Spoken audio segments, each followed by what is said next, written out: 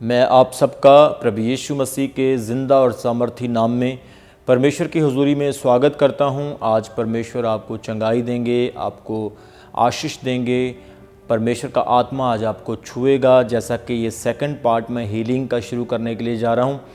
आज मेरा टॉपिक है कि परमेश्वर आपको चंगा करने की सामर्थ रखता है। वो आपको सुपरनैचुरली हील कर सकता है। अगर आप उस लेवल तक अपने विश्वास को और उस लेवल तक आप परमेश्वर की प्रेजेंस में जाएं, उसकी अनॉइंटिंग में जाएं, तो आप परमेश्वर की आशीष, उसके चमत्कार को पा सकते हैं। मेरे प्रियो, मैं बताना चाहता हूँ मिरेकल और हीलिंग में डिफरेंस होता है। जो मिरेकल है वो एकदम होता है, इंस्टेंटली होता है, लेकिन हीलिंग टाइम लेती है।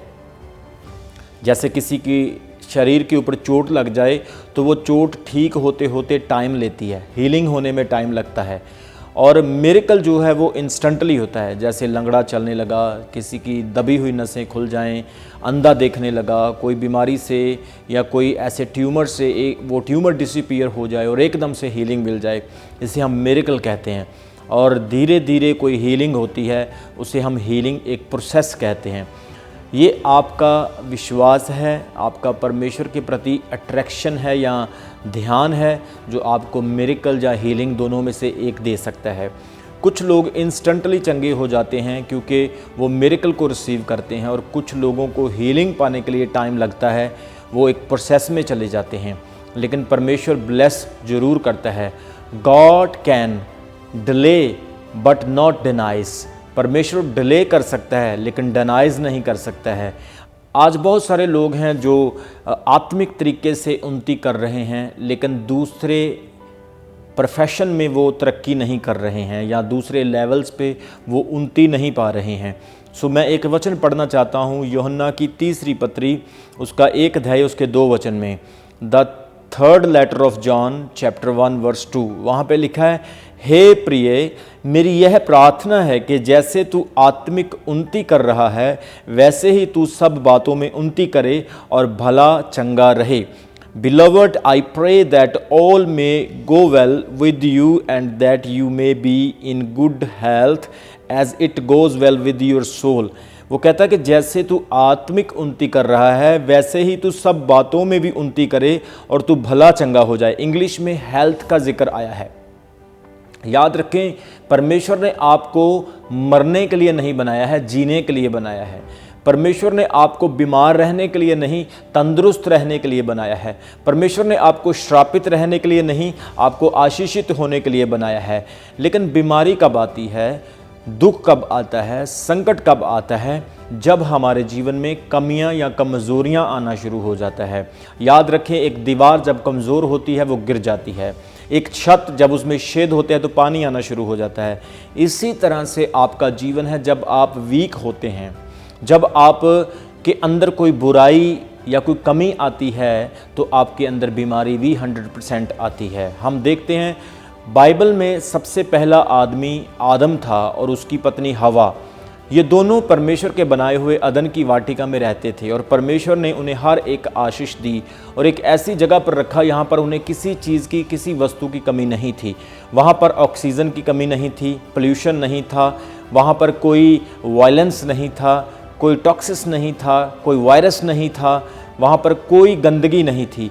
वहाँ पर परमेश्वर था, उसकी हजूरी थी, हर सहूलत, हर फैसिलिटी थी। कोई झगड़ा, लड़ाई, मर्डर, चोरी, कत्ल कुछ भी नहीं था। सब कुछ रिलैक्स और ब्लेस्ड था। लेकिन परमेश्वर ने उन्हें एक आज्ञा दी थी कि तुम लोग सब चीज़ों का आनंद लो, सब कुछ खाओ, लेकिन बाग के बीच में एक फल है जिसे हम भले और बुरे के ज्ञान का वृक्ष कहते हैं। उस पर एक फल लगा है, उसे मत खाना, जब तुम उसे खाओगे तुम मर जाओगे। अब यहाँ पर वो अच्छी ज़िंदगी जी रहे हैं जहाँ पर उन्हें हर एक आशीष, ब्लेसिंग, हर फ्रूट, हर खाना, हर एक अच्छी चीज़ मिल रही है और अधिकारी हैं वो। लेकिन एक चीज़ परमेश्वर ने मना की है कि ये मत करना, नहीं तो तुम मर जाओगे। अब बाइबल में लिखा है कि शैतान सांप के रूप में आता है, सांप को इस्तेमाल करता है, और सांप आदम की पत्नी को बहकाकर उससे ये पाप करवा देता है, और आदम को भी वो पाप में शामिल किया जाता है, और दोनों नंगे हो जाते हैं और आत्मिक तौर से मर जाते हैं। वचन कहता है एक आज्ञा, एक दायरा, एक रेखा, परमेश्वर ने उनके सामने एक आज्ञा, एक हुक्म रखा, एक लॉ, एक कानून रखा, लेकिन उन्होंने उस कानून को तोड़ा और मौत आ गई, परमेश्वर से सेपरेशन हो गई। आज भी जब आप कोई प्रॉब्लम में पड़ते हो तो किसी न किसी गलती की वजह से पड़ते हो। परमेश्वर कभी नहीं चाहता कि आप बीमार हों, परमेश्वर कभी नहीं चाहता कि आपको कोई प्रॉब्लम, कोई समस्या हो।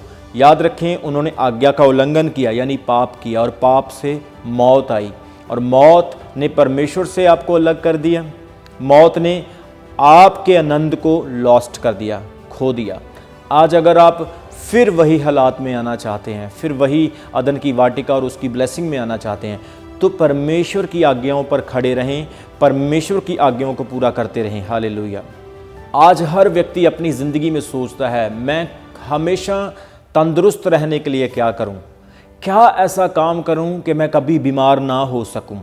याद रखें, ये शरीर मिट्टी का है, इसमें बीमारियां आनी ही है, लेकिन चंगा करने वाला परमेश्वर है। लेकिन वो तब चंगा करेगा जब आप उसकी आज्ञाओं को पकड़े रखेंगे, उसकी आज्ञाओं पर खड़े रहेंगे। अगर आपको डॉक्टर ने मना किया है कि आपने पकौड़े नहीं खाने हैं, आपने तली चीज़ें नहीं खानी है, आपने पिज़्ज़ा नहीं खाना है, आपने फास्ट फूड नहीं खाना है, और आप खाते हैं, तो इसमें डॉक्टर की गलती नहीं, ये आपकी गलती है, क्योंकि आपको वो चीज़ सही नहीं है। उस चीज़ खाने से आपको बीमारी लग सकती है, आप खाते हैं तो ये आपका कसूर है। कुछ लोग तो फास्ट फूड के ऊपर प्रेयर करके भी खा लेंगे कि चलो प्रार्थना करके खा लेते हैं, लेकिन नहीं, जो चीज़ के लिए मना किया गया है उस चीज़ को मत खाओ। आपको फिजिकली भी अपने आप को फिट रखना है। वो क्या कहता है 3 यूहन्ना की पत्री उसके 1:2 में, हे प्रिय, मेरी यह प्रार्थना है कि जैसे तू आत्मिक उन्नति कर रहा है, तुम प्रेयर करते हो, फास्टिंग करते हो, आत्मा में भरे हो, तुम ज्ञान रखने वाले लोग हो, नॉलेज है तुम्हें, तुम्हारा रिलेशन परमेश्वर के साथ सही है, तुम चर्च जाने वाले हो, ये एक आत्मिक जीवन की बात है, अच्छी बात है, तुम उन्नति कर रहे हो, वैसे ही तू सब बातों में उन्नति करे। सब बातों में, आत्मिक में भी, तू पैसे में भी, बिजनेस में भी, अपने परिवार में भी, अपनी सेहत में भी, सब बातों का मतलब अपनी सब बातों में तू उन्नति कर सके जैसे तू आत्मिक है, और तू भला चंगा रहे। इंग्लिश में लिखा है कि तेरी हेल्थ अच्छी रहे, तेरी हेल्थ गुड रहे। बाइबल हमें पाप के बारे में, मृत्यु के बारे में, अनंत काल के जीवन के बारे में, बाइबल स्वर्ग के बारे में, नरक के बारे में, पवित्र बाइबल हमें हर एक चीज़ के बारे में सिखाता है। और इसके अलावा परमेश्वर का वचन हमें एक्सरसाइज के बारे में भी सिखाता है। आज बहुत सारे लोग खाते हैं और अपने घर में पड़े रहते हैं, एक्सरसाइज नहीं करते हैं। यीशु मसीह के समय में यीशु मसीह पैदल चलते थे, पहाड़ों के ऊपर यात्रा करते थे, प्रचार करते थे। अलीशा, एलिया, मूसा, सब लोग चलते थे, उनका एक्सरसाइज होता था। इस्राएली लोग 40 साल तक जंगल में घूमते रहे, उनके पास गाड़ियां नहीं थी, ट्रक नहीं थे, साधन व्हीकल्स, ट्रेन या प्लेन नहीं थे, लेकिन वो चलते रहे। फिजिकली एक्टिविटी ज़्यादा थी। आज आप फिजिकली भी एक्टिव हों, जैसे आप आत्मिक उन्नति कर रहे हैं, आप शारीरिक उन्नति भी करें, आप फाइनेंशियल उन्नति भी करें, आप अपने परिवार में, अपने बिजनेस में भी उन्नति करें, क्योंकि परमेश्वर का वचन आपको एक लेवल पर खड़ा रहने के लिए नहीं सिखाता है। मैं चाहता हूं कि हमारे परमेश्वर के लोग, हमारे क्रिश्चियन मसीही लोग जो हैं, वो पैसे के तौर पर भी तरक्की करें, हमारे लोग राजनीतिक तौर से तरक्की करें। आत्मिक तरक्की तो हम कर रहे हैं, इसके अलावा हम और लेवल्स पर भी काम करें, ताकि परमेश्वर हमें हर तरीके से ब्लेस कर सके। Hallelujah, praise the Lord. और यहाँ पर लिखा है कि जैसे तू आत्मिक उन्नति कर रहा है, वैसे तू शारीरिक उन्नति भी कर। परमेश्वर आपको तंदुरुस्त बनाना चाहता है, परमेश्वर आपको हेल्थी बनाना चाहता है। याद रखें, जब आपको हीलिंग मिल जाती है, आप फिर वही चीज़ें खाना शुरू कर देते हैं जो आपको बीमार करती है, तो बीमारी फिर आ जाएगी और फिर आप कहोगे परमेश्वर ने मुझे चंगा नहीं किया। यीशु मसीह ने बहुत बार लोगों को कहा कि दोबारा पाप मत करना, मैंने तुम्हें चंगा कर दिया, लेकिन दोबारा पाप ना करना, कहीं वही बीमारी तुझ पर फिर ना आ पड़े। आपको याद होगा यीशु मसीह ने प्रेरितों के काम उसके 5 अध्याय में उस 38 वर्ष के पैरालाइज को, जब वो मंदिर में यीशु मसीह को मिला, और यीशु मसीह ने उसे क्या कहा कि तू दोबारा पाप मत करना।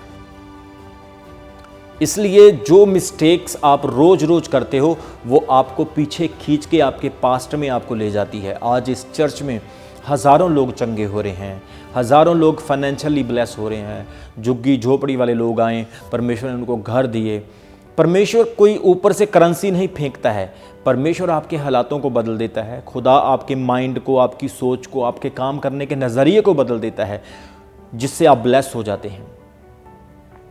इसलिए आप अगर अपना एक शेड्यूल बनाएं, अपनी लाइफ को एक अच्छे तरीके से लेकर चलें, इस मिनिस्ट्री के एक एक बात को जो परमेश्वर मुझे देता है, मैं वो बात जब आपसे शेयर करता हूँ, एक एक चीज़ को आप फॉलो करें, आप कभी बीमार नहीं होंगे।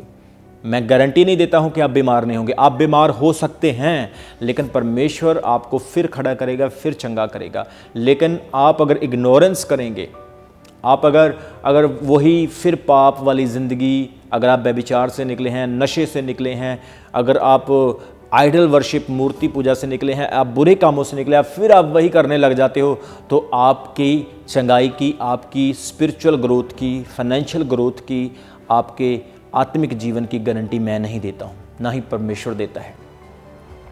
लेकिन जब आप फॉलो करते हो प्रभु की आज्ञाओं को, तो प्रभु आपको 100% ब्लेस करता है। इसलिए परमेश्वर कहता है कि मैं तुझे ब्लेस करूँगा।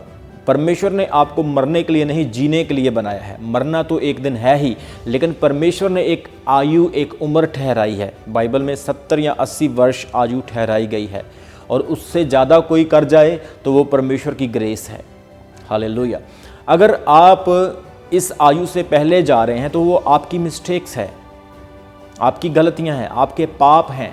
क्योंकि वचन में लिखा, आदम ने पाप किया और पाप की वजह से आदम को मौत का, बीमारी का सामना करना पड़ा। पसीने से, मेहनत से, हार्ड वर्क से गुजरना पड़ा। हालांकि वो फ्री वेला बैठ के खा रहा था, लेकिन जैसे गुनाह पाप किया, उसे हार्ड वर्क के द्वारा उस बड़े परिश्रम के बीच में से गुजरना पड़ा।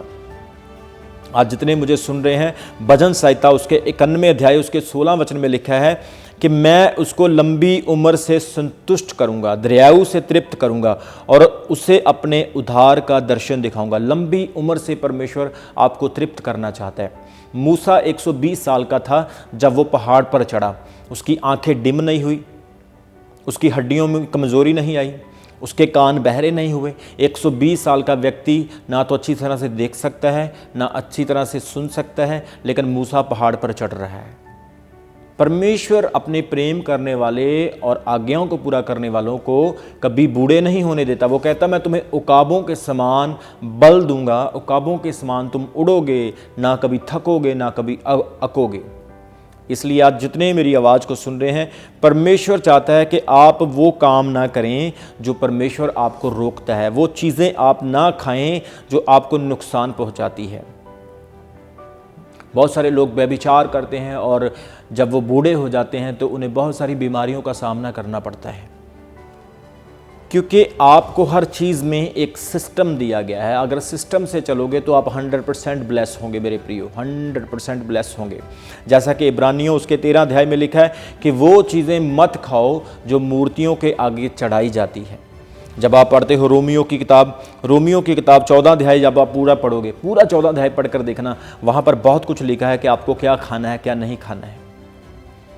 इसलिए आप वो काम मत करो जो आपको नुकसान की तरफ लेकर जाए।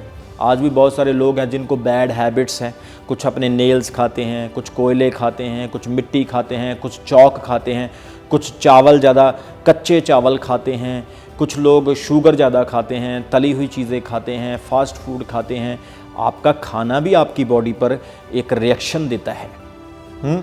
इसलिए याद रखो मेरे प्रियो, परमेश्वर आपको ब्लेस करना चाहता है, परमेश्वर आपको लंबी उम्र देना चाहता है। अगर आप चाहते हो कि आप कभी बीमार ना हो तो याद रखो, अपनी ज़िंदगी का एक सिस्टम बनाओ, एक्सरसाइज करो। फिज़िकल एक्सरसाइज भी होना बहुत ज़रूरी है। एक पास्टर थे, वो बैठे ही रहते थे और उनका शरीर बहुत मोटा हो गया। और एक दिन उनके शरीर में बहुत सारी बीमारियां आ गई। ज़रूरी नहीं कि आप पास्टर नहीं हैं तो आप बीमार नहीं हो सकते, ये शरीर है, मिट्टी का है, आप बीमार हो सकते हैं, लेकिन याद रखो परमेश्वर ने इसी मिट्टी के बर्तन में अपनी सामर्थ डाली हुई है। जब हम लोगों को हाथ लगाते हैं तो लोग चंगे होते हैं, जब हम लोगों के लिए प्रार्थना करते हैं तो परमेश्वर के अद्भुत चमत्कार होते हैं, जब हम इसी मिट्टी से बोलते हैं तो परमेश्वर उन वचन को पूरा करता है और लोगों की हीलिंग, चंगाई और प्रोफेसी होती है। लेकिन याद रखें, आपने इस पवित्र आत्मा के मंदिर को संभालना है ताकि आप दोबारा फिर बीमार ना हो और फिर आप ये ना कहो कि परमेश्वर ने मेरे लिए कुछ नहीं किया। क्या मेरी बात को सुन रहे हैं? इसलिए आप परमेश्वर के साथ वफादारी से चलें।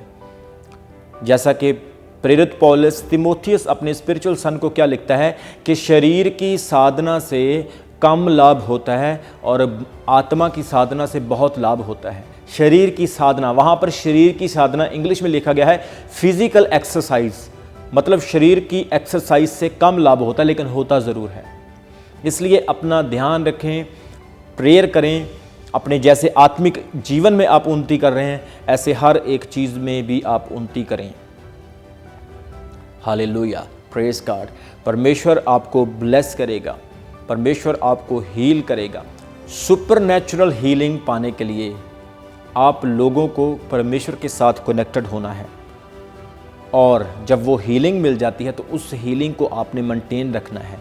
अगर आप चाहते हैं कि आप कभी बीमार ना हो तो परमेश्वर के क्लोज आ जाएं, उसके साथ अपना रिलेशन स्ट्रॉन्ग करें, प्रभु यीशु मसीह की आराधना करें। वही मार्ग, सत्य और जीवन है, बचाने वाला है, चंगा करने वाला है।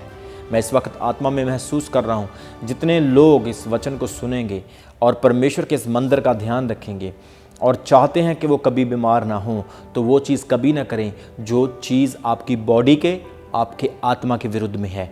जैसे आदम ने किया, जैसे सैमसन ने किया, वो दलीला की गोद में सो गया और उसने उसके बाल कटवा दिए और वो पावरलेस हो गया।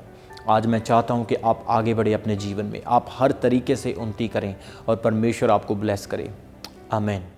अभी हमारे चैनल को सब्सक्राइब करें। हमारे चैनल का नाम है रमन हंस मिनिस्ट्रीज और नीचे दिए गए बेल आइकन पर प्रेस करें। आप हमें फेसबुक पर भी फॉलो कर सकते हैं। हमारा फेसबुक पेज है रमन हंस मिनिस्ट्रीज। हमारा प्रेयर लाइन नंबर है 0160500800।